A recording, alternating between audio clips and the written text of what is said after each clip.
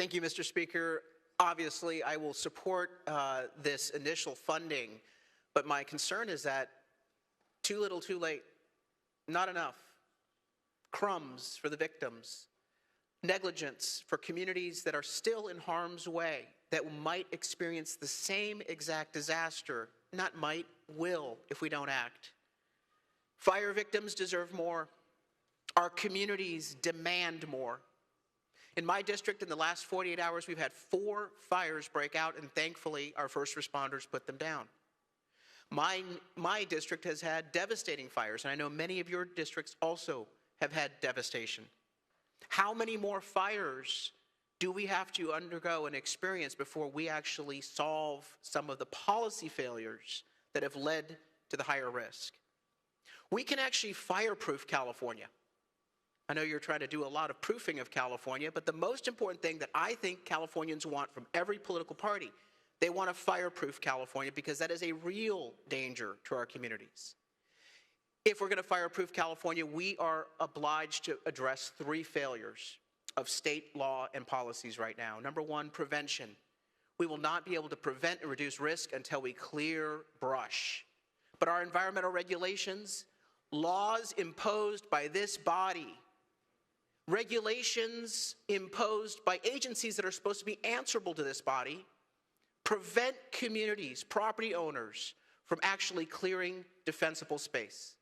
It's a nightmare. More importantly, we have been negligent as landowners.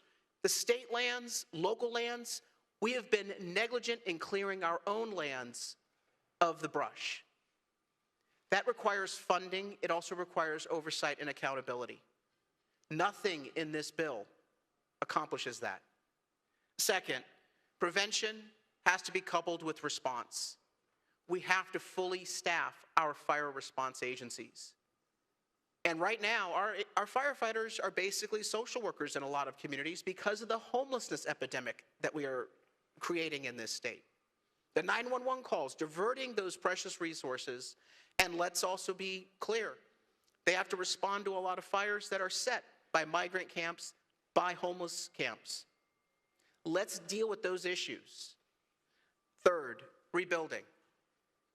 As a council member in 2008, I had to take responsibility for rebuilding over 2,600 homes lost in the Witch Fire in my district. That was in 2008, and it was a nightmare.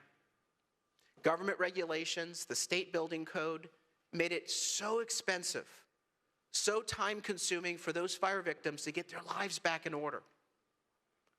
Do you know what this state has done to its state building code since 2008? It took something that was already insane and made it much, much worse. The governor last Sunday, I believe, made a big deal about red tape be gone. I haven't seen something so dishonest from that office in a long time, and by golly, there's a lot of competition coming out of that office for dishonesty. Not a single word in his executive order gave relief to fire victims. Not a single word. And so if we want to provide red tape cutting, we have to pass the laws here to cut the red tape. I am concerned that this body is going to use these 2 bills as the window dressing on this issue. I am very concerned that this body will walk away from this vote and actually not get the job done. If we can't get the job done while everyone is watching us in the middle of a crisis, what is there to expect? Can these communities, can fire victims expect us to do the job in 3 weeks, 3 months? I fear that we won't. We'll go on to something else. The public will move on to something else. But those that have lost their homes, they'll be stuck with the damage, with the nightmare. And more communities will join them soon.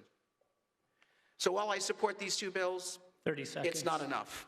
Finally, let me just point out, the federal government, of this $2.5 billion, about 90% of it, I believe, is expected to be reimbursed by the federal government.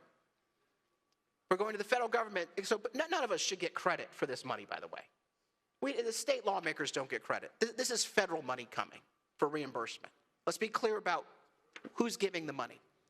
But they're talking about conditions, and thank goodness they are, because I don't think this state will clean up its act on fire management Thank you, until we're Assemblymember. required to.